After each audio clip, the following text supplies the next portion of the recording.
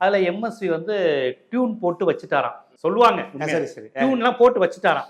இவர்கிட்ட வந்து என்னப்பா கண்ணதாசன் ரெடி, அவங்களோட ஃப்ரெண்டு தானே, இவரு காலையில இருந்து ஈவினிங் வரையும் டியூன் போடாமலே இருக்காரு, குடிச்சிட்டு படுத்துட்டாரு அல்லது போடாம இருந்துட்டாரு, ஏதோ ஒன்று அலட்சியத்தால இருந்துட்டாருன்னு எம்இ சொல்றான். இதோட உன் சங்காத்தமே எனக்கு வேணாம், முடிஞ்சு நான் கிளம்புறேன், இனிமே என்கிட்ட பேசாத நாளாம். உடனே அப்ப சொன்னாராம் கண்ணதாசன், சொன்னது நீதானா சொல் சொல்னு அவர் போட்ட டியூனுக்கு போட்டாருங்குவாங்க. இந்த மாதிரிலாம் சொல்றாங்களே, இது மிகைப்படுத்தப்பட்டதா இதெல்லாம் உண்மை? இல்ல இது என்னன்னா அவருடைய கேரக்டர் என்னன்னா நல்லா தூங்கக்கூடிய மனுஷன். சரி சரி.